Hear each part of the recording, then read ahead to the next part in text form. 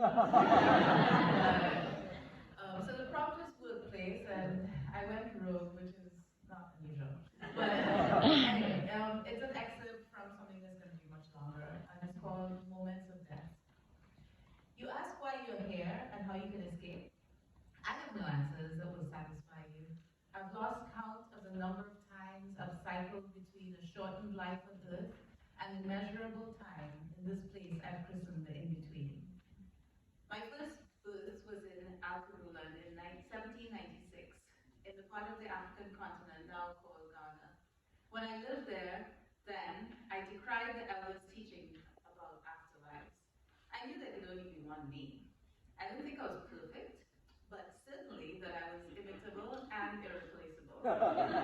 Then, at 25, my life ended at the same moment that I pushed a new life out of my womb.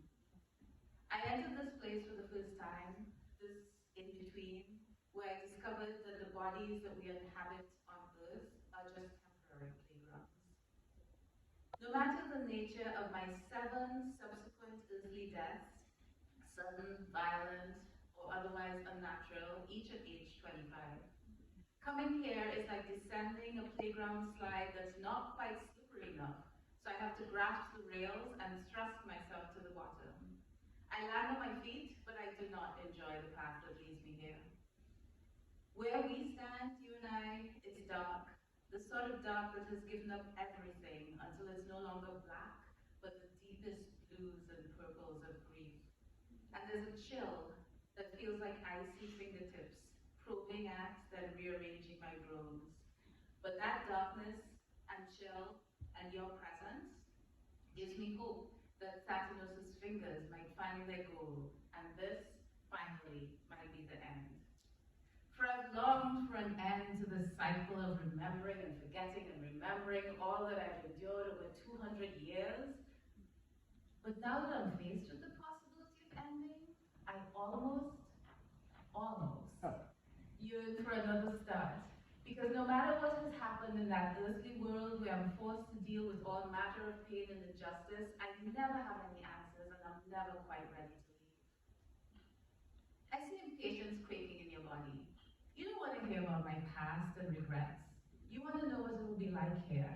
But the truth? It'll be whatever you want.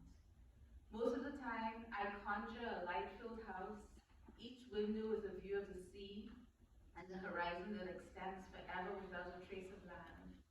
Although I let light change from day to night, the sky is always clear and the atmosphere is always warmed by a sun whose impact lasts even into nightfall. In my garden, there's a hammock that swings between 2 stout flamboyant trees, but I never lie in it. In my house, there's a kitchen, but I never cook. I occupy the space but never use any of the comforts I have created, except for my books. My shelves and shelves of books. I don't need anything else. Apart from when I read, my mind is occupied with one thought, one purpose. What will I change to make things right when I return to Earth? Because that is the purpose of this place, I've discovered. It's not about the ending of life, but planning a beginning. I suppose there must be someone in charge. Perhaps there's a God. Otherwise, how would I know that I can plant one idea